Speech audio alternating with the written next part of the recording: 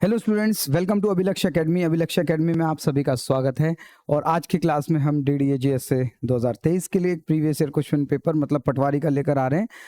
और उम्मीद है कि इसी लेवल के क्वेश्चंस हमारे DDA-GSA में भी रहेंगे। क्वेश्चंस का लेवल ठीक ठाक है, थोड़ा कॉन्सेप्चुअली बेस्ड है ज़्यादा, कि मतलब अगर आपको कॉन्सेप्ट पता होगा तब आप उसमें कुछ कर पाओगे, केवल और केवल फॉर्मूले पर बेस्ड नहीं है क्वेश्चंस। ठीक है, तो स्टार्ट करते हैं और आज रीजनिंग और मैथ्स के दोनों क्वेश्चंस यहाँ पर देखते हैं। स्टार्ट करते हैं। फर्स्ट क्वेश्चन है यहाँ पर आपका ब्लड रिलेशन का, और ब्लड रिलेशन में है कोडेड ब्लड रिलेशनशिप। ठीक है, अगर यहाँ पर हम बात करें तो यहाँ पर आपको गिवन है P और Q के बीच में Q इक्वल टू, मतलब Q इज फादर ऑफ, मतलब आपको दिया हुआ कि ये जो सेकंड पर्सन है वो पहले का फादर है। लेकिन नीचे वाले सेंटेंस में P प्लस Q मतलब P is sister of Q, मतलब पहले वाला पर्सन जो है दूसरे की सिस्टर है। तो आपको यहाँ पर ये देखना है सिंबल्स के हिसाब से कि कौन सेकंड वाले पर्सन का रिलेशन बताया या सेकंड का। ठीक है, फिर आपसे पूछा गया इनमें से कौन सा करेक्ट होगा, कौन से रिलेशन को, कौन सी इक्वेशन को सॉल्व करके या कौन सी एक्सप्रेशन को सॉल्व करके आपका ये वाला ट्रू आएगा। ठीक है, चलो स्टार्ट करते हैं। M और O के बीच में अगर मैं कहूं कि इक्वल टू है, M और O के बीच में क्या है, इक्वल टू है, तो इक्वल टू का इक्वल टू नहीं, मल्टीप्लाई है। मल्टीप्लाई का मतलब है डॉटर, और P इज डॉटर, इसका मतलब फर्स्ट पर्सन डॉटर है। तो मैं कह सकता हूं M जो है वो डॉटर है किसकी, O की। ठीक है, डॉटर है तो इसलिए फीमेल। नेक्स्ट में अगर आए तो नेक्स्ट ग्रुप है आपका O और P। O और P के बीच में एट द रेट का मतलब है Q is son of P, मतलब सेकंड पर्सन पहले का सन है, तो P सेकंड पर्सन है पहले का सन है, P जो है सन है किसका, O का। तो यहां पर हमने बना लिया कि O का ये दोनों मतलब डॉटर और सन है। नेक्स्ट ग्रुप हमने बनाया P equal to Q। P equal to Q मतलब जो सेकंड पर्सन है वो पहले का फादर है, तो सेकंड पर्सन मतलब जो है Q जो है वो फादर है किसका, P का। तो P का फादर है अगर Q, तो इसका मतलब O को मदर होना पड़ेगा, क्योंकि ये इसकी डॉटर थी और ये दोनों भाई बहन थे। ठीक है, तो ये एक डायग्राम हमारा बन गया है। अब यहाँ पर देखो कि Q and O are husband and wife, Q and O are husband and wife, बिल्कुल करेक्ट। इसका मतलब ऑप्शन नंबर 1 ही आपका, ऑप्शन नंबर 1 करेक्ट है आपका। हमें बताना है कौन सा इनकरेक्ट है, सही नहीं है। नेक्स्ट अगर देखें तो पहला तो सही आ रहा है हमारा, है ना। चलो नेक्स्ट वाला ग्रुप देखते हैं। L dollar M, dollar M का मतलब है L जो है ब्रदर है M का। ठीक है, फर्स्ट वाला जो पर्सन है L जो है वो ब्रदर है किसका, M का। फिर मल्टीप्लाई मतलब आप देख रहे हो कि first person is second daughter of second person, मतलब M is daughter of O, M is daughter of O। तो हमने कहा कि O is sister of L, O is sister of L नहीं, ये वाला करेक्ट आंसर है। मतलब आपका जो इनकरेक्ट वाला पूछा गया था वो सेकंड ऑप्शन है। ठीक है, इस तरह से आप इसको निकाल सकते हो। L डॉलर मतलब ब्रदर, L ब्रदर है M का, मल्टीप्लाई मतलब M मदर है और M डॉटर है क्योंकि। ठीक है, तो इसने पूछा O is sister of L, नहीं, O जो है मदर भी हो सकती है फादर भी हो सकता है। ठीक है, तो इस तरीके से आपको ये क्वेश्चंस करने हैं। नेक्स्ट क्वेश्चन पर आते हैं। एक सीरीज गिवन है यहाँ पर, चलो 104 -5 11 और क्वेश्चन मार्क। देखो कभी भी अगर ऐसा होता ना कि माइनस आ रहा है, तो कहीं ना कहीं कोई ना कोई चीज, मतलब जो सीरीज है वो प्लस माइनस की चल रही होगी, क्योंकि मल्टीप्लाई करने पर यहाँ पर कुछ भी नंबर मल्टीप्लाई करोगे तो माइनस नहीं आएगा। तो यहाँ पर हमने देखा, यहाँ पर हुआ है -1, यहाँ पर +4 हो गया है, यहाँ पर -9 हुआ है। ठीक है, क्योंकि 4 में से 9 माइनस होकर ही -5 आया होगा, इसका मतलब 1 का स्क्वायर, 2 का स्क्वायर, 3 का स्क्वायर, तो यहाँ पर +16 होना चाहिए, और -6 में +16 होंगे तो 11 आ जाएगा, और यहाँ पर -25 होंगे। -25 अगर आप करोगे तो यहाँ पर आएगा 4 और 1 माइनस का 14 आएगा। ऑप्शन नंबर 2 करेक्ट है। ठीक है, उम्मीद है यहाँ पर क्लियर है आपको। समय ना वेस्ट करते हुए आगे की तरफ चलते हैं। नेक्स्ट क्वेश्चन है ब्लड रिलेशन का। A is sister of B, solve करते हैं। A जो है वो सिस्टर है किसकी, B की। B is father of, father है तो मेल है किसका, C का। C ब्रदर है किसका, D का। D वाइफ है E की, D वाइफ है E की, तो E मेल हो गया। E is father of F, F का फादर है E। F is husband, F husband है किसका भी, G का, तो G फीमेल हो गई। तो सबका पता चल गया मेल फीमेल का। इसने क्वेश्चन में पूछा how many male members are there, तो 1 2 3 और 4 मेल मेंबर थे, क्योंकि 4 ट्रायंगल्स हमारे बने हैं। ठीक है, अगर ये मेथड नहीं आता है तो आप ब्लड रिलेशन की वीडियो प्लेलिस्ट में जाकर देख सकते हैं, उसमें ब्लड रिलेशन सारे टाइप के क्वेश्चन बने कराए हुए हैं। नेक्स्ट क्वेश्चन की तरफ चलते हैं। यहाँ पर 8 women PQ RS T U V और W है, एक सर्कुलर टेबल पर फेसिंग सेंटर बैठे हुए हैं। ठीक है, चलो स्टार्ट करते हैं।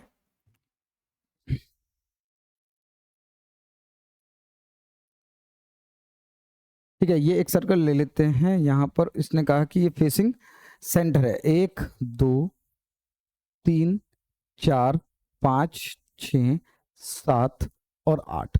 ठीक है, 8 लोग हैं जो यहाँ पर बैठे हुए हैं ऐसे। अब इसने कहा कि पहला क्वेश्चन देखो क्या कह रहा है, T is 4 to the left of V, T is 4 to the left of V। हमें नहीं पता कहाँ पर है, लेकिन हमें ये पता है कि T जो है 4 to the left of V है। ये इस तरह से बैठे होंगे। U is not immediate neighbor of V, U जो है V के साथ में नहीं बैठा होगा, ना यहाँ पर और ना ही यहाँ पर। ठीक है, ना यहाँ पर बैठा होगा, V के साथ में नहीं बैठा है U। T is second to the right of U, T is second to the right of U। तो यहाँ पर हम बना लेते हैं इसको, T और V दो जगह छोड़कर V, T is 4 to the left of V, fourth बोला है तो यहाँ पर आएगा V, ये गलत बना दिया यहाँ पे।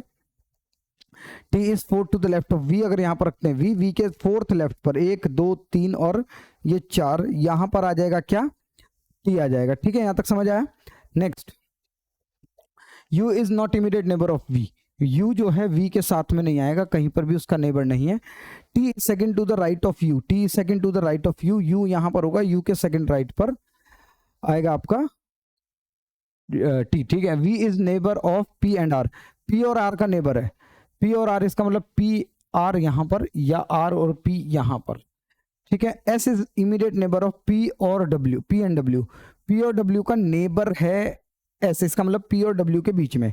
अगर P यहाँ रखते हैं तो P और W के बीच में S नहीं आएगा, अगर P को यहीं रखना पड़ेगा, P और W के बीच में S, इसका मतलब R यहाँ पर नहीं है। ठीक है, R यहाँ पर है और P यहाँ पर नहीं है। कंफर्म हो गया। ठीक है, कंफर्म हो गया कि R जो है यहीं पर बैठा होगा और P यहीं पर बैठा होगा। ठीक है, चलो, और 1% रह गया हमारे पास Q, तो Q को यहां पर पुट करा। इसने कहा which of the following are correct, S is immediate left of P, क्या S immediate left of P है? हाँ बिल्कुल करेक्ट है। फर्स्ट तो U is immediate right of R, U is immediate right of R, R के right में immediate U है, हाँ बिल्कुल ये भी करेक्ट है। इसका मतलब बोथ 1 and 2 आर करेक्ट। ठीक है, उम्मीद है यहाँ तक आपको ये समझ आया होगा, इसमें कोई डाउट नहीं है।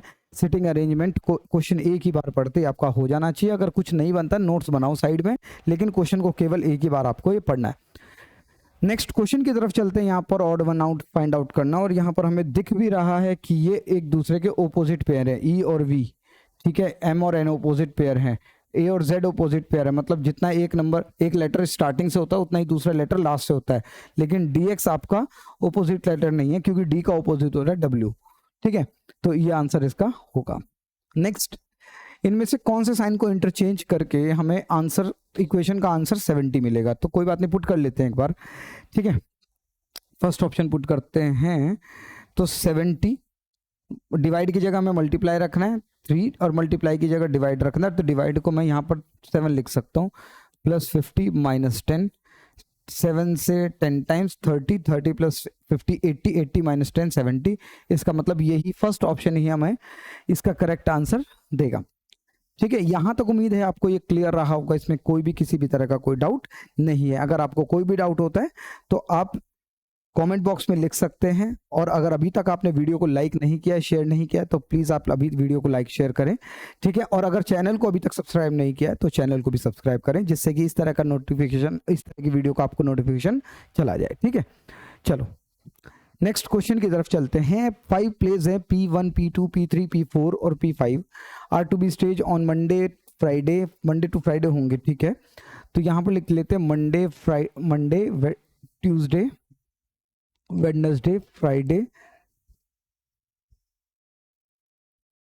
मंडे टू, अच्छा थर्सडे कहाँ गया भाई, रुक जाओ, Monday Tuesday Wednesday Thursday and Friday. ठीक है, ये 5 दिन ये प्लेज होने P1 P2 P3, इसको 1 2 3 4 5 भी मान सकते हैं।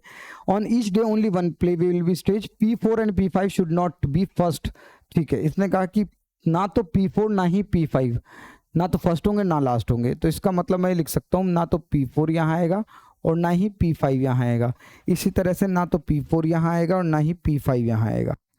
ठीक है, ये दोनों ही नहीं आएंगे। क्लियर है, यहाँ तक समझ आया होगा। नेक्स्ट चलते हैं, P5 should be immediately before P3। P5 जो है वो इमीडिएटली बिफोर P3 है, इसका मतलब ये दोनों आएंगे तो एक साथ आएंगे, कहीं पर भी आए। P2 should be staged immediately after P4। P4 के तुरंत बाद P2 को आना चाहिए, ये बाद में देखेंगे कहाँ आएंगे। ठीक है, अभी मेन डायग्राम में नहीं डाल रहा हूँ, केवल नोट कर रहा हूँ मैं। ठीक है, P2 should be stage immediately after P4। ठीक है, only one play is stage between P1 and P2। P1 और P2 के बीच में केवल एक प्ले है, वो कौन सा है हमें नहीं पता। P1 ऊपर भी हो सकता है, P1 नीचे भी हो सकता है। ठीक है, इसको यहाँ पर रख लेते हैं, स्टार्ट करते हैं। P4 और P5 कहीं पर भी, या तो इसको ले लो या इसको। इसने कहा था कि भाई P4 और P5 जो है वो नीचे ऊपर नीचे नहीं आ सकते, इसका मतलब यही तीन प्लेसेस बचती हैं। P4 को यहाँ पुट करते हैं एक बार, और P2 यहाँ आ जाएगा, और दो प्लेसेस P5 और P3 की यहीं पर बचेंगी, और इसको P1 और P2 के बीच में एक पर्सन था वो यहाँ पर आ जाएगा। ये सेटिस्फाई भी कर रहा है, सारी चीजें कंफर्म है। ठीक है, यहाँ पर P4 P5 भी नहीं है, यहाँ पर P4 P, इसका मतलब यही इसका करेक्ट आंसर होना चाहिए। अब इसने कहा कि how many stage are play between 1 and 5। 1 and 5 के बीच में दो प्ले हो रहे हैं, तो इसका मतलब करेक्ट आंसर ही ऑप्शन नंबर 1। उम्मीद है यहाँ तक आपको क्लियर है, किसी भी तरह का कोई डाउट नहीं है। ठीक है, चलो नेक्स्ट क्वेश्चन की तरफ चलते हैं। यहाँ पर ऑड फिगर आपको फाइंड आउट करनी है, इनमें से कौन सी ऑड फिगर है। ये हमें साफ दिख रही है, सबकी जो ये एरो है, ये जो कर्व्स है, ये सबका बाहर निकला हुआ है, सबका बाहर है, लेकिन इसका अंदर है। इसका मतलब यहाँ पर ऑप्शन नंबर 4 इसका बिल्कुल करेक्ट आंसर हो जाता है। ठीक है, नेक्स्ट क्वेश्चन की तरफ चलते हैं। एक सीरीज दी हुई है, अल्फाबेटिकल सीरीज, इसमें आपको फाइंड आउट करना है कौन सा आंसर होगा। तो अगर मैं H8 यहाँ पर नंबर रख लेता हूँ, सबके नंबर पुट कर लेते हैं। H का नंबर 8 होता है, M का 13 होता है, L का 12 होता है, D का 4, P का 16, U का 21, T का 20 और L का 12। तो 8 12 12, ठीक है, 8 में 4 प्लस हो गए, 12 में 4 प्लस, 16 में 4 प्लस, तो 20 में 4 प्लस 24 मतलब X। इसका मतलब ऑप्शन 3 बिल्कुल करेक्ट आंसर है। ठीक है, ऑप्शन नंबर 3 बिल्कुल करेक्ट आंसर है कि यहाँ पर X ही आएगा। ठीक है, इसमें कोई डाउट किसी भी तरह का नहीं होना चाहिए। आगे बढ़ते थोड़ा। ठीक है, नेक्स्ट क्वेश्चन की तरफ। नेक्स्ट क्वेश्चन फिर से 7 boys B1 B2 B3 B4 यहाँ पर गिवन है। साउथ की तरफ फेस है। अब साउथ की तरफ फेस है तो हम ऊपर मान लेते हैं साउथ। 1 2 3 4 5 6 7। ठीक है, हम साउथ इधर मान लेते हैं, क्योंकि भाई जो लेफ्ट या राइट बताएगा वो उन्हीं पर्सन के लेफ्ट या राइट होंगे, हमारे लेफ्ट या राइट नहीं होंगे।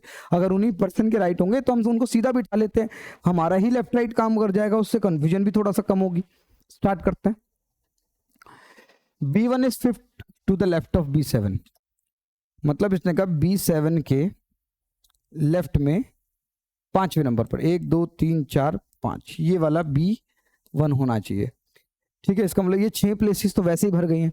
B2 immediate right of 7, B2 जो है यहाँ पर एकदम से राइट में है, तो इसका मतलब ये 7 लोग कंप्लीट हैं, 1 2 3 4 5 6 7। तो हम यहाँ पर इसको पुट कर लेते हैं कि B1 तो यहीं पर आएगा, B7 यहीं पर आएगा और B2 यहीं पर आएगा। Next, only 2 boys sitting between B7 and B4। B7 and B4 के बीच में 2 लोग हैं, तो इसका मतलब B4 यहाँ पर आएगा, B7 और B4 के बीच में 2 लोग। B3 not immediate neighbour of B4। B3 जो है नेबर नहीं है B4 का, इसका मतलब इन दोनों के साथ B4 के साथ में नहीं आएगा, तो B3 की जगह एक ही बचती है।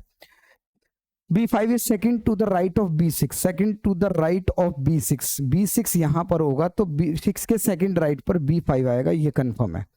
ठीक है, क्वेश्चन है who is third to the left of B5। B5 के थर्ड लेफ्ट पर B5 ये रहा, इसके थर्ड लेफ्ट पर कौन है, B1। ऑप्शन नंबर 1 करेक्ट है। ठीक है, उम्मीद है यहां तक आपको ये क्लियर रहा होगा, इसमें किसी भी तरह का कोई डाउट नहीं रहा होगा। ठीक है, समझ लो आराम से। नेक्स्ट क्वेश्चन की तरफ चलते हैं। यहाँ पर मैथमेटिकल इक्वेशन का क्वेश्चन यहाँ पर गिवन है। 10 एट द रेट, बल्कि कोडिंग डिकोडिंग का, नंबर कोडिंग का क्वेश्चन है। 10 at the rate 69 equal to 51, 4 at the rate 3 hash 5 is equal to 7, 4 at the rate 6 star 8 is equal to question mark. ठीक है, यहाँ मेरे ख्याल से स्टार नहीं होगा, यहाँ पर हैश होगा, क्योंकि सभी जगह सेम सिंबल होने चाहिए अगर कोडिंग डिकोडिंग का क्वेश्चन है तो।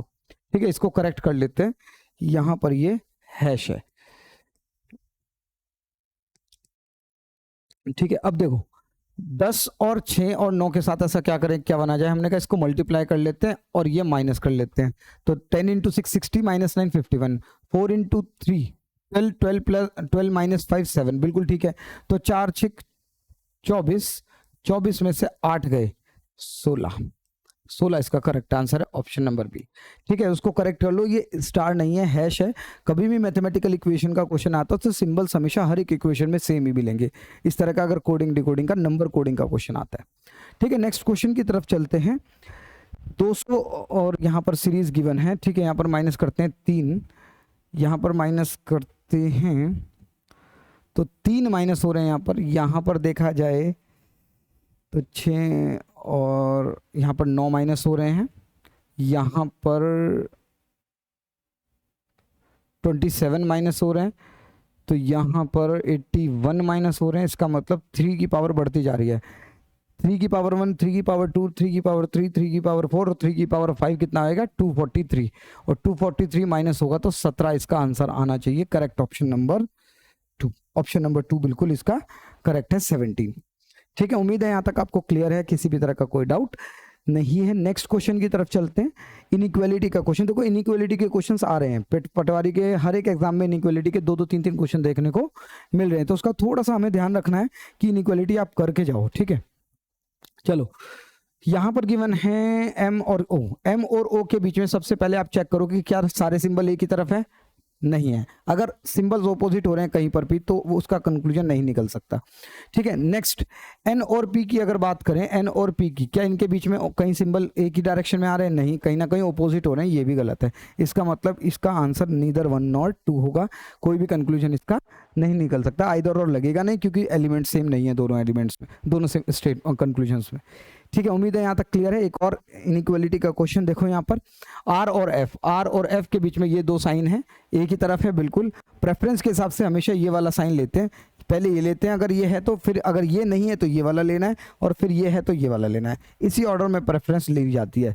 तो अगर यहाँ पर दोनों साइन है तो प्रेफरेंस इसको दूंगा, आर ग्रेटर देन एफ होना चाहिए, ये गलत है, इक्वल टू नहीं आना चाहिए। ठीक है, चलो नेक्स्ट एस और एफ। एस और एफ की अगर मैं बात करूं, यहाँ पर एस और एफ की, तो सारे सिंबल्स एक ही तरफ हैं, इसको या इसको आप प्रेफरेंस दे सकते हो। एस बड़ा है एफ से, ये बिल्कुल करेक्ट आंसर है option number 4, only conclusion 2 is correct. ठीक है, उम्मीद है यहाँ पर समझ आया। अगर ये कॉन्सेप्ट नहीं समझ आया अभी आपको, ठीक है, तो इसके लिए आपको इनइक्वालिटी एक वीडियो देखनी पड़ेगी जिसमें मैंने डिटेल में सारी चीजें बताई हैं। बेस्ट मेथड है अभी तक का, ठीक है, आप उसको देख सकते हो। आप बस को स्टेटमेंट को देखकर आप सीधा ये पता लगा सकते हो कि कौन सा कंक्लूजन करेक्ट है, कौन सा गलत है, सिंबल्स की प्रेफरेंस को ध्यान में रखते हुए। ठीक है, लेकिन ये आपको उसके लिए कॉन्सेप्ट आपको सीखना पड़ेगा। ठीक है, नेक्स्ट क्वेश्चन की तरफ चलते हैं, और यहाँ पर है नॉन वर्बल रीजनिंग का क्वेश्चन, सीरीज का क्वेश्चन। सीरीज का क्वेश्चन है, तो देखो यहाँ पर एक लाइन कंप्लीट है सर्कल्स के साथ, लेकिन ये आधी है, तो इसको 1.5 मान सकते हैं। ये 2 है पूरी 2, फिर यहाँ पर 2 आ गए 2.5, यहाँ पर 3, तो यहाँ पर 3.5 आना चाहिए। और ये भी ध्यान रखना है, ये लाइन नीचे की तरफ आ रही है, नीचे की तरफ आ रही है, तो लाइन भी नीचे की तरफ आएगी। ऑप्शन नंबर 2 बिल्कुल करेक्ट आंसर है, 3.5 3.5। ठीक है, उम्मीद है यहाँ तक आपको ये क्लियर है। नेक्स्ट क्वेश्चन की तरफ चलते हैं। नेक्स्ट क्वेश्चन में आपको एक सीरीज गिवन है, PI 1B और I में कंफ्यूजन है। ठीक है, 1 और I में बिल्कुल क्लियर रखनी है चीजें आपको। ठीक है, अब इसमें क्वेश्चन क्या पूछ रहा है ये देख लेते हैं। इसने पूछा कि हाउ मेनी डिजिट्स और letters immediately preceded by 8 and immediately followed by letter I। इसने कहा कितने ऐसे नंबर या लेटर्स हैं जिसके पहले तो 8 है और जिसके तुरंत बाद I है। तो 8-I हमें देखना पड़ेगा। 8 देखो कहाँ है, 8 ये रहा, डैश I नहीं, ये गलत है, 8-I यहाँ 8PI। ठीक है, 8PI और आगे 8P8 नहीं, और नहीं होगा। इसका मतलब कितने ग्रुप्स बन रहे हैं, ऐसे 2 ग्रुप्स बन रहे हैं जिसमें 8-I फॉलो हो रहा है, मतलब एक ऐसे लेटर्स या नंबर्स, ठीक है, जिससे पहले 8 आ रहा है जस्ट और उसके इमीडिएटली आफ्टर I आ रहा है। ऐसे 2 ही पेयर्स आपको देखने को यहाँ पर मिले हैं। ठीक है, आगे की तरफ चलते हैं यहाँ पर। नेक्स्ट है सिलॉक्स का क्वेश्चन। उम्मीद है यहाँ तक आपको ये नजर आ रहा होगा, अगर नहीं आ रहा है तो इसको थोड़ा सा हम क्वेश्चंस को बड़े कर लेते हैं। ठीक है, देखो इसने कहा कि दो कंक्लूजन गिवन है ये वाले, और दो कंक्लूजन गिवन है और दो ही स्टेटमेंट गिवन है। ठीक है, सॉरी, दो स्टेटमेंट गिवन है और तीन कंक्लूजन। स्टार्ट करते हैं करना। देखो इसने पूछा ऑल जे आर के, जे कहाँ है, ये रहा, जे ये रहा और के ये रहा। तो दोनों में पहले आप स्टेटमेंट ज्वाइन करोगे, एम और एम कॉमन है, ऑल भी है, स्टेटमेंट बनेगी क्या, सम के आर जे, और जिसके आगे कुछ नहीं होता हम उसको सम रीड करते हैं। तो इसने पूछा ऑल जे आर के, हाँ हमने कहा नहीं, सम को आप ऑल नहीं बोल सकते, सम को केवल सम बोल सकते हैं, फर्स्ट गलत है। सम के आर जे, सम के आर सम जे, ये बिल्कुल करेक्ट है। सम एम आर सम के, सम एम आर सम के, सम को बोल सकते थे, और इसका मतलब दोनों second and third are correct, option number 2 बिल्कुल करेक्ट होगा। ठीक है, फर्स्ट गलत है क्योंकि यहाँ पर जे के पास ऑल नहीं था, इसकी वजह से।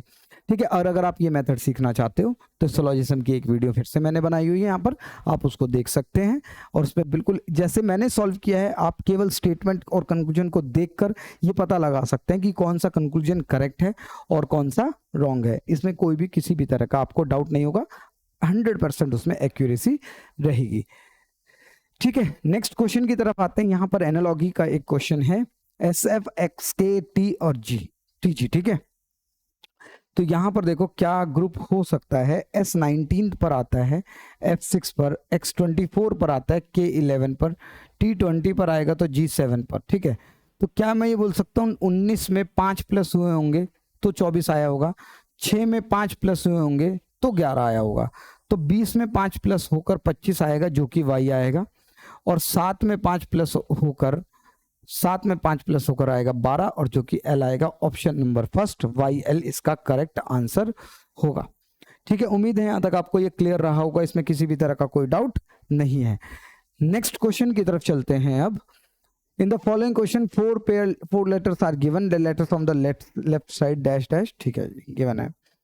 स्टार्ट करते हैं। यहाँ पर ये इनमें से ऑड वन आउट हमें निकालना है। मैं नंबर लिख लेता हूँ यहीं पर हर एक लेटर्स के। ठीक है, तो अगर Y 25 पर आता है, E 5 पर आता है, I 9 पर आता है, L 12 पर आता है, W 23 पर आता है, C 3 पर आता है, G 7 पर आता है, J 10 पर आता है। ठीक है, तो 25 में से 2, 5 में से 2, 9 में से 2 और 12 में से 2, तो इसमें 2-2 का डिफरेंस आ रहा है सब में। ठीक है, नेक्स्ट क्वेश्चन, नेक्स्ट ग्रुप में देखते हैं। A 1 पर आता है, I 9 पर आता है, M 13 पर आता है, T 20 पर आता है, Y 25 पर आता है, G7 पर आता है, K11 और Q 17 पर आता है। Q किस पर आता है, 17 पर आता है, Q 17 पर आता है। ठीक है, तो यहां पर 2 माइनस हुए होंगे, 2 माइनस हुए हैं, 2 माइनस हुए हैं, और यहां पर भी 2 माइनस नहीं 3 माइनस हुए हैं। इसका मतलब ये आंसर हो सकता है, लेकिन अभी एक और आपको फाइंड आउट करना पड़ेगा, कि मुझे लग रहा है कि यहाँ पर 3 माइनस हुआ है, यही आंसर होना चाहिए, लेकिन फिर भी इसको एक और चेक करना पड़ेगा, क्योंकि हो सकता है सब में लास्ट में 3 ही माइनस हो रहा हो। तो I9, next option I9, O15, S19, V22, G7, M13, Q17 और T20। ठीक है, -2 -2 -2 -2, तो इसका मतलब करेक्ट आंसर ऑप्शन नंबर 2 ही है। ठीक है, तो उम्मीद है यहाँ तक आपको ये क्लियर रहा होगा। ठीक है, इसमें किसी भी तरह का कोई डाउट नहीं है। आगे की तरफ चलते हैं। नेक्स्ट, इसमें भी सेम आपको ये लॉजिक ढूंढना पड़ेगा जो यहाँ पर है। तो S19, Y23, L12, W23, A1, P16, यहाँ पर +4 हो रहा है, +23 + 4 27, 27 मतलब 1। ठीक है, +4, 12 + 4। ठीक है, सब में +4 हो रहा है, तो इनमें से कौन सा ऐसा ऑप्शन होगा जिसमें +4 हो रहा होगा। Q17, R18, N14, U21, V22, R18।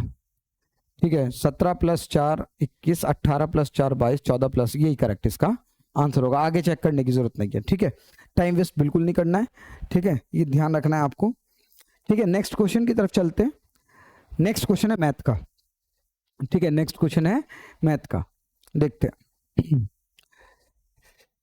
हाँ, ठीक है, चलो। एक कॉनिकल फ्लास्क है, एक कॉनिकल फ्लास्क है जिसमें इसने बताया है कि हाइट इसकी 8 मीटर की है, 8 मीटर की हाइट है, और रेडियस इसका हमें गिवन नहीं है, लेकिन कर्व सरफेस एरिया पता है इसका कि 188.4 है। तो इसकी कैपेसिटी मतलब कहीं ना कहीं हमें इसकी वॉल्यूम निकालनी पड़ेगी। ठीक है, स्टार्ट करते हैं।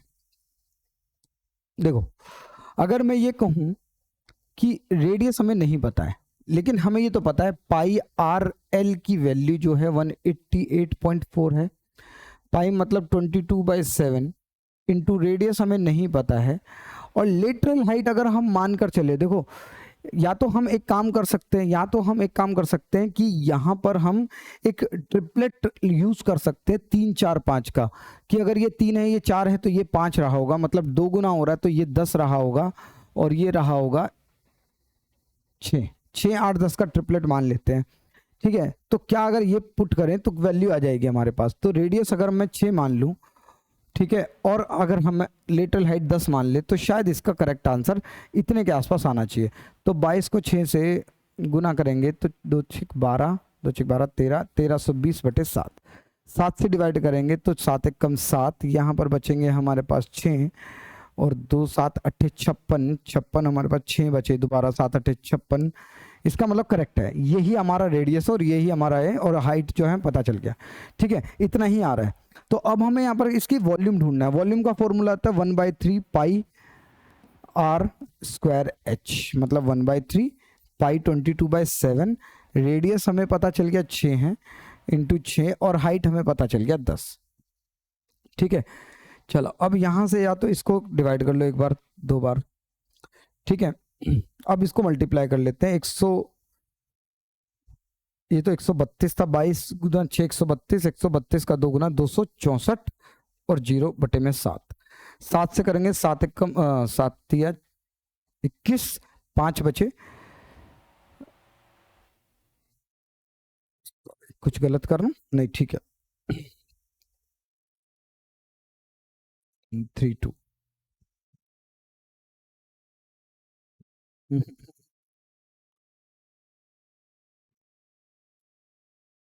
6 से कर रहा था ना, 2 6 12 2 6 12 13 132। ठीक है, 132 का डबल। ठीक है, यही है। 2 7 21, 5 बचे, 5 और 4 54, 7 2 6 6 4 0, 7 21, यहाँ पर हमारे पास 5, और यहाँ पर आया 4। क्या निकालना है हमें? एक सेकंड रुको, वॉल्यूम निकालना है ना, 1/3 pi r square H, volume निकालना है। ठीक है, चलो 1/3 22/7, रेडियस हमारे पास 6 गुना 6, और यहाँ पर 10, और यहाँ पर आ गया। ठीक है, चलो 44 को 6 6 6 24, 4 6 24 25 26 2640 2640, ये आ रहा था हमारा, डिवाइडेड बाय 7।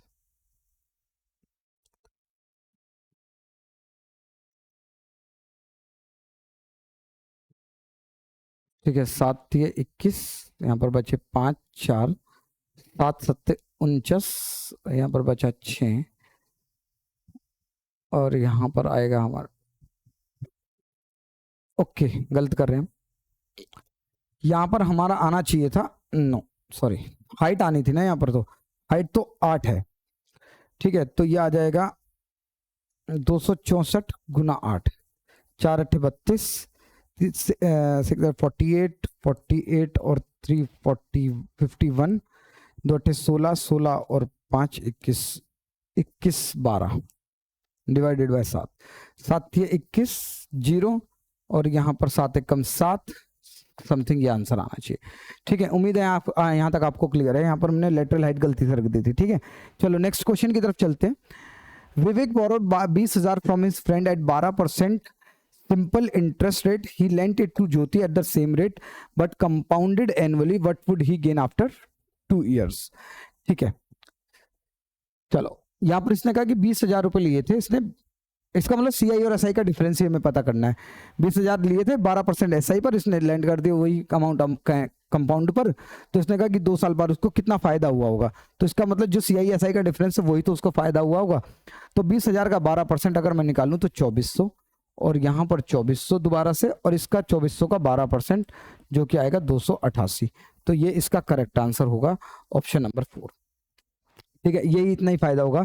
क्योंकि इतना तो उसको SI भरना पड़ेगा, CI पूरा इतना मिला तो 288 उसको गेन हो गया।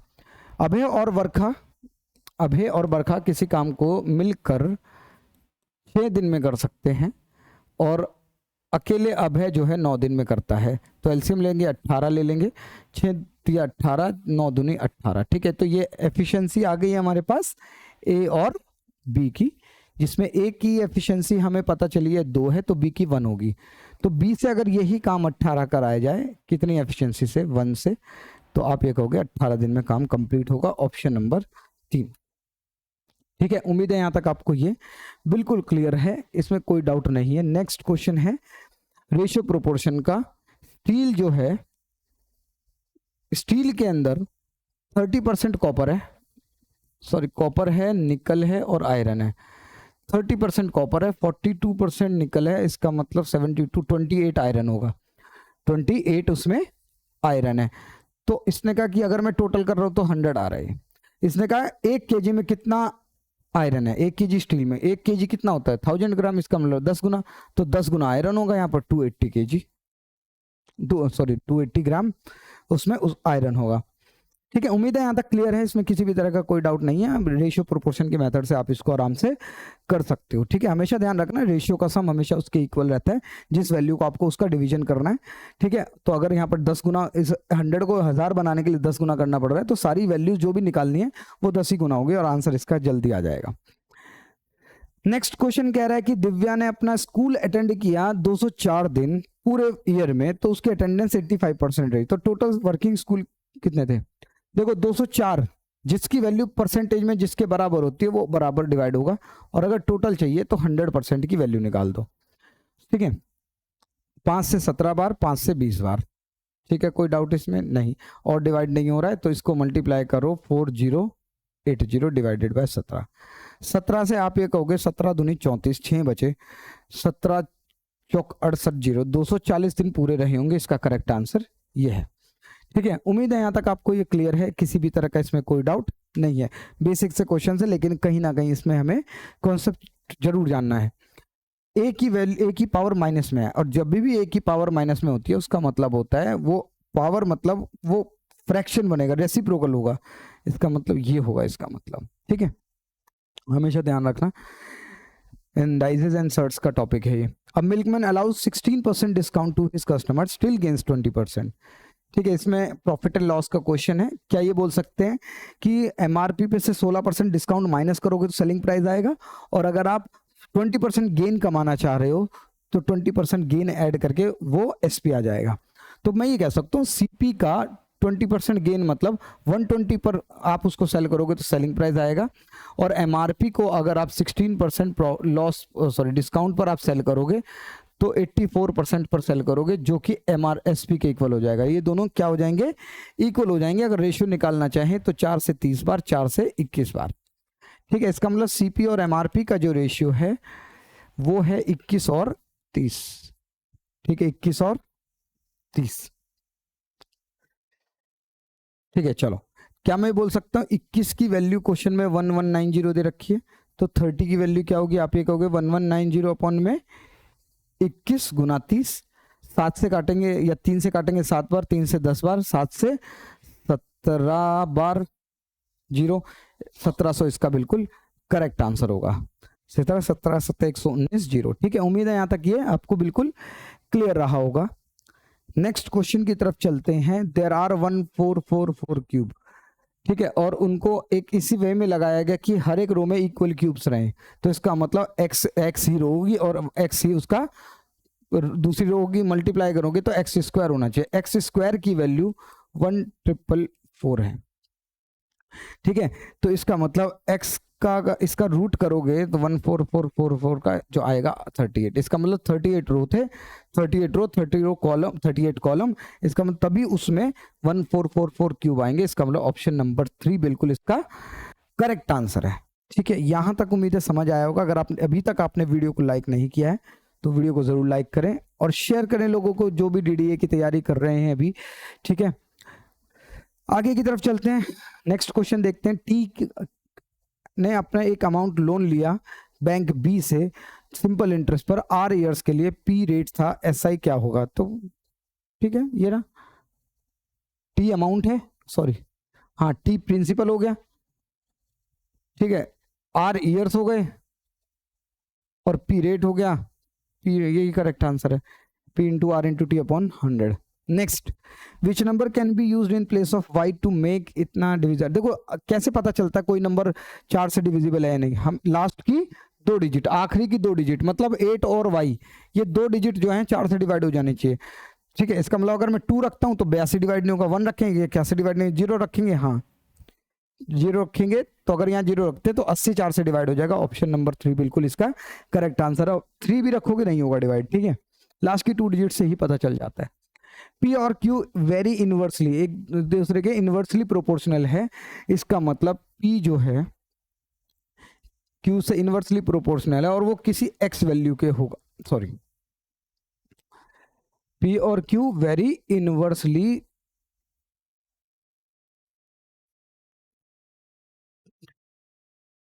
ठीक है,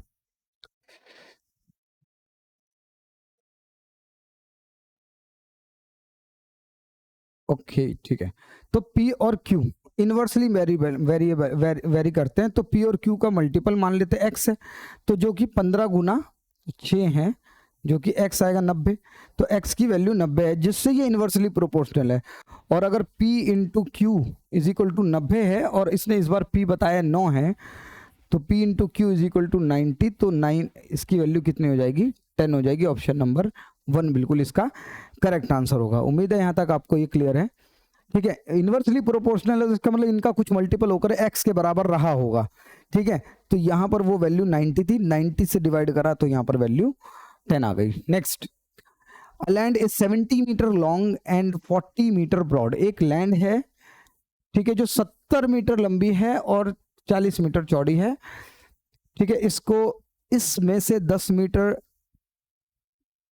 लंबा और एक 8 मीटर चौड़ा और 5 मीटर गहरा एक पिट खोदा गया, और ठीक है, पूरा क्वेश्चन नहीं है भाई,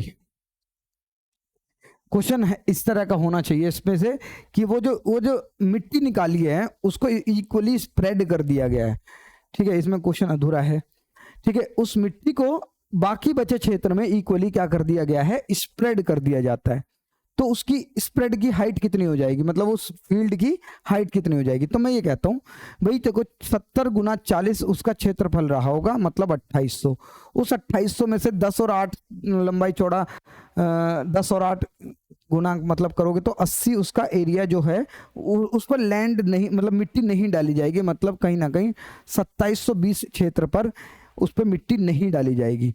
तो इसका सॉरी 80 पर नहीं डाली गई, 2720 पर डाली जाएगी। तो अब मैं ये कह सकता हूँ 2720 क्षेत्र को किसी हाइट तक उसको ऊंचा करना है, ठीक है, कितनी मिट्टी से? जो कि 10 गुना 8 गुना 5 रहा होगा। और ये ध्यान रहे सारी चीजें मीटर में है और ये सब सेंटीमीटर में भी निकालना है, ठीक है। चलो हाइट की वैल्यू आ जाएगी, आप ये कहोगे 10 गुना 8 गुना 5 बटे में 2720, ठीक है, सब चीज अभी मीटर में है। अगर मुझे सेंटीमीटर में निकालने हैं तो मुझे क्या करना पड़ेगा? उसको 100 से मल्टीप्लाई करना पड़ेगा। तो 10 एक जीरो यहाँ पर कैंसिल हो गए, 5 अट्ठे 40, 40 मतलब 4000 बटे 272। 4000 को जब आप 272 से भाग करोगे, ठीक है, और डिवाइड कर सकते हैं, 2000 कर लो इसको और 136 कर लेते हैं, ठीक है, 1000 कर लेते हैं, 1000 को डिवाइड कर लेते हैं किससे? 68 से कर लेते हैं, ठीक है, 68, और अगर 534 और 17 250, ठीक है, तो 250 बटे 17 है, यहाँ पर 250 बटे 17, तो 17 एक कम 17, यहाँ पर बचे हमारे पास 5 5 और 3 8, ठीक है, 0, ठीक है। आप ये कहोगे 17 चौक 68, 17 चौक 68 68, तो यहां पर बचे 2, ठीक है। चलो डेसिमल लगाया और 17 14 एक कम 14, तो 17 एकम 17, 14 पॉइंट समथिंग सेंटीमीटर आना चाहिए, कुछ गलत हो रहा है शायद। एक मिनट, 17 एकम 17, यहाँ पर बचे 5 और 3 8, 8 ये जीरो उतारा हमने, 17 चौक 68, ओके यहाँ पर 12 बचेंगे ना, 12 बचे, ठीक है, 17 सत्ते 154, ठीक है, तो 14.70 सेंटीमीटर, 14.70 सेंटीमीटर आएगा, ये इसका करेक्ट आंसर है। ठीक है, नेक्स्ट क्वेश्चन की तरफ चलते हैं। नंदिनी जो है एक क्यूबिकल वाटर टैंक है जिसकी उस पर with lead for her house, ठीक है, ठीक है, क्यूबिकल एक लीड बना रही है, वो की टैंक बना रही है, उस पर लीड भी लगा है, उसकी जो एज है 1.5 मीटर की है, उसको बेस को छोड़कर सब चीजें स्क्वायर टाइल से कवर करनी है, 25 सेंटीमीटर की साइड की टाइल है, तो 500 रुपए के डजन के हिसाब से कितनी कॉस्ट आएगी उसके पास। ठीक है, चलो, क्या मैं ये कह सकता हूं, अगर हम एक बेस 6 साइड्स होती हैं, 6 में से एक छोड़ दें तो 5 साइड स्क्वायर मतलब 5a स्क्वायर पर हमें वो टाइल लगानी है।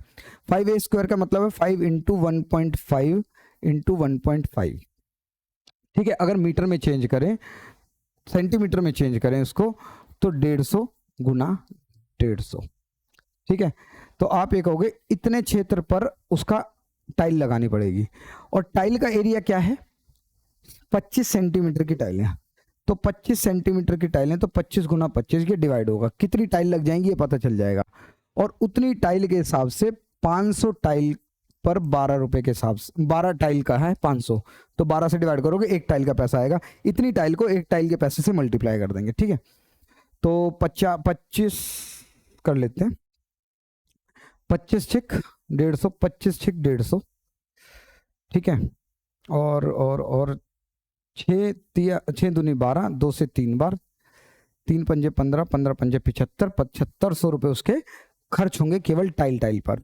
उम्मीद है यहां तक ये समझ आया होगा, ठीक है, इसमें कोई डाउट नहीं है। नेक्स्ट क्वेश्चन की तरफ चलते हैं। ग्लास कंटेनर है, इसमें 20% जीएसटी इंक्लूड है, 825 होता है, ठीक है, तो इसकी बेसिक प्राइस क्या है, गलत है आंसर, क्योंकि अगर बेसिक प्राइस अगर हम देखें तो भाई अगर ये कोई बेसिक प्राइस है, इसमें जीएसटी ऐड कर दोगे तो आपका जीएसटी ऐड ज्यादा नहीं होगा, 1500 या 1560 से, या 1200 से ज्यादा नहीं होगा, ठीक है, तो ये गलत होगा, ठीक है, गलत है इसका।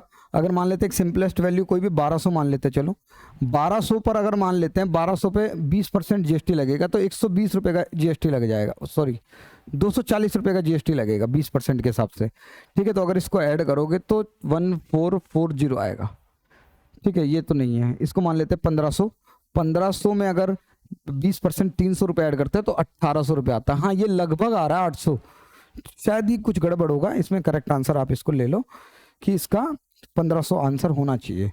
1560 लोगे तो 1560 अगर है तो 1560 पर 20% मतलब 312 रुपए का जीएसटी लगेगा, तो ये 1812 रुपये हो जाएगा, सॉरी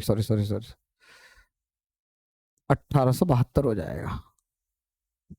800 कुछ गड़बड़ है क्वेश्चन में, ये मतलब ये वैल्यू गलत है, ये नहीं होना चाहिए, इसमें कुछ और वैल्यू रही होगी, ठीक है। नेक्स्ट क्वेश्चन पर आते हैं। The sum of radius of the base and height of the water tank is, ठीक है, एक वाटर टैंक है, हाइट और रेडियस दे रखा है, तो इसका मतलब वो सर्कुलर ही रहा होगा, रेडियस इसमें गिवन है कितना पता नहीं, और हाइट इसकी गिवन नहीं है, 37 है, टोटल मिलाकर 37 है, ठीक है, और इसका हमें टीएस से दिया हुआ है, टीएस से मतलब 2 पाई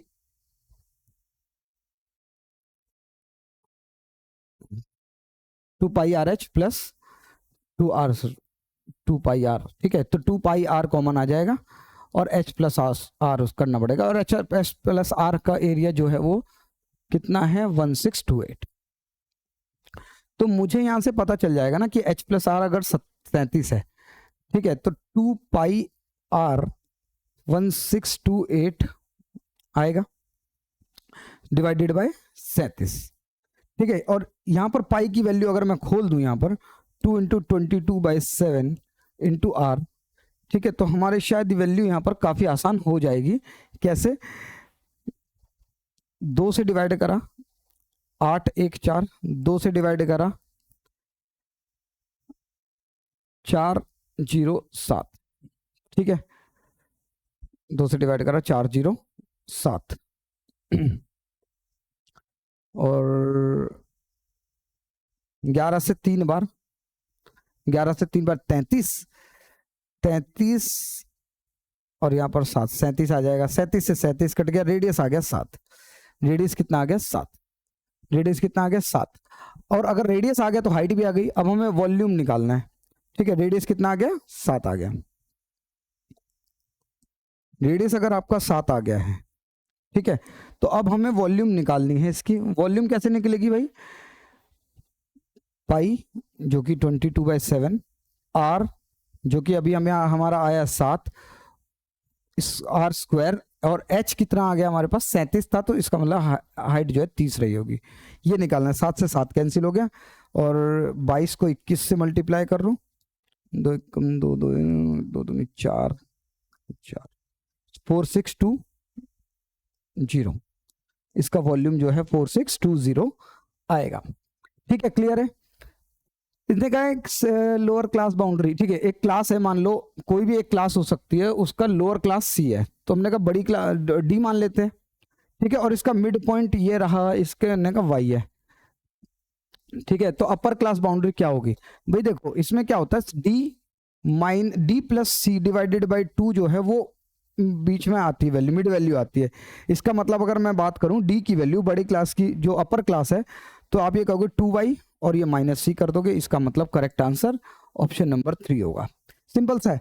किसी भी क्लास बाउंड्री, मतलब जब आप स्टैटिस्टिक्स आप देखोगे तो उसमें ऐसा ही होता है कि एक क्लास दी होती है, मान लो 0 और 10, तो आप क्या करते हो, दोनों को प्लस करते हो और उसका मिड पॉइंट 2 से डिवाइड करते हो, तो 5 आ जाता है उस क्लास का मिड पॉइंट। तो इसी में यही मेथड लगाया हुआ था, ठीक है। नेक्स्ट रेक्टेंगुलर चार्ट पेपर है 44 और 7 उसकी डायमेंशंस गिवन है, उसको रोल कर दिया गया और सिलेंड्रिकल शेप में ला दिया गया है। तो जब ये रोल होगा, मान लो ये रोल होकर ऐसे आएगा, तो हाइट तो इसकी 7 आ जाएगी, हाइट तो 7 आएगी, और ये जो है सर्कुलर, ये इसका इस सर्कल का बाउंड्री बन जाएगी, मतलब 2 पाई आर। तो 2 पाई आर की वैल्यू अगर मुझे 44 दी है, तो मैं ये कह सकता हूँ 2 इंटू 2 पाई से 44 कैंसिल हो जाएगा, sorry 2 pi r is equal to 44 और 22/7 into 2 is equal to r, तो 44 से 44 कैंसिल हो जाएगा, रेडियस आ जाएगा 7। तो इसका मतलब रेडियस भी हमारे पास कितना आ गया? 7 आ गया। रेडियस कितना आ गया? 7। तो इसने कहा उस जब वो फॉर्म करोगे आप, वॉल्यूम कितना आएगा? तो हमने कहा ठीक है, अगर वॉल्यूम निकालना है पाई आर स्क्वायर एच, तो 22/7, रेडियस 7 है और हाइट भी 7 है, तो 7 से 7 49 इंटू 22, 2 9 18, 2 4 8 9, 2 9 18 और ये 9, 8 7 1 0 7 8 इसका बिल्कुल करेक्ट आंसर आएगा। उम्मीद है यहां तक आपको ये क्लियर है। नेक्स्ट क्वेश्चन, रेडियस और हाइट में गिवन दिया है फनल की 5 और 12, फनल है फनल 5 और 12 इसकी हाइट, ये रेशियो है लेकिन। तो इसने कहा इसका वॉल्यूम इतना गिवन है 25.2512, तो इसका मतलब हमें यहाँ पर pi 1/3 pi r square h is equal to 2512, ठीक है। 1/3 पाई 22/7, रेडियस 5x 12x और सॉरी 5x और 12x इज इक्वल टू, आप जब करोगे तो 2512 आना चाहिए। जो डिडक्ट हो सकता है वो आप कर सकते हो, जैसे अगर मैं यहां पर डिवाइड करूं 3 से 4 बार, 4 से 4 से 24, ठीक है, यहां पर 4 दूनी 8 और यहां पर 4 से इतना आएगा, ठीक है। 2 से करें तो 2 से 11 बार, 2 से 3 1 4, 3 1 4 और 7 से मल्टीप्लाई कर दें अगर इसे, और बाद में हम इसको डिवाइड कर लेंगे, 3 1 4 को 7 से, 7 चौक 28, 709 और 3 721। तो ये 2198 डिवाइडेड बाय 5 5 25 25 11 25 को 11 से 2750, 25 को 11 से 275। ठीक है, हाँ ठीक है। तो यहाँ पर x का क्यूब आ जाएगा। अगर देखो ये एग्जैक्ट वैल्यू डिवाइड तो नहीं हो रही है, इसको 2200 मान लेते हैं। ठीक है, तो जब आप इससे डिवाइड करोगे तो ये आ जाएगा 8, जिससे कि x की वैल्यू आएगी आपकी 2, जिससे कि x की वैल्यू आएगी 2। अब इसका curve surface area, curve surface area क्या होता है, पाई आर एल, मतलब 22/7 इंटू रेडियस कितना आया हमारे पास 2 इंटू 5 10 आया है, सॉरी रेडियस 5 था, 5 इंटू 2 10, और जो लेटरल हाइट है वो कितनी आ जाएगी हमारे पास 13x। 13x का मतलब है 13 गुना 2 26 आ जाएगी। इसका मतलब जब आप इसको डिवाइड करोगे 26 गुना 22, 2 6 12, 2 दूनी 4 5, और यहाँ पर 2 5 5 7 2 0 5 7 2 0 डिवाइडेड बाय 8 7 से डिवाइड करोगे 7 8 56, 1 बचा 7 एकम 7, ठीक है 800 ये वाला आ जाएगा आंसर। ठीक है, उम्मीद है यहाँ तक आपको ये क्लियर है। काफी कैलकुलेटिव था, लेकिन यहाँ पर अप्रोक्सीमेट वैल्यू लेकर आप इसको चल सकते थे। नेक्स्ट बॉड मास का क्वेश्चन है। 10 में से 4 गए 6, 16 में से 6 गए 6, 10 में 4 प्लस कर दिया आपने 14, और 20 में से 14 गए 6, इसका करेक्ट आंसर। सिंपल सा क्वेश्चन है। कुछ क्वेश्चन कभी कभी बहुत कम टाइम लगता है। क्लास मार्क्स गिवन है और इसका आपको बताना है क्लास का, हमेशा ध्यान रखना इन दोनों को प्लस करो और डिवाइड बाय 2 कर दो, आंसर आ जाएगा कितना 150, या ये भी कह सकते हैं मिड पॉइंट, उस क्लास का मिड पॉइंट उसका करेक्ट आंसर होगा। तो उम्मीद है आज की क्लास आपको समझ आई है। आज की क्लास में हमने 40 क्वेश्चन मतलब 20 क्वेश्चन हमने रीजनिंग के और 20 क्वेश्चन हमने मैथ्स के सॉल्व करे हैं। उम्मीद है यहाँ तक आपको समझ आया होगा। किसी भी तरह के डाउट के लिए आप कमेंट बॉक्स में लिख सकते हैं, और अगर अभी तक आपने चैनल सब्सक्राइब नहीं किया है तो चैनल को जरूर सब्सक्राइब करते हैं। मिलते हैं आपसे नेक्स्ट क्लास में। थैंक यू सो मच, जय हिंद।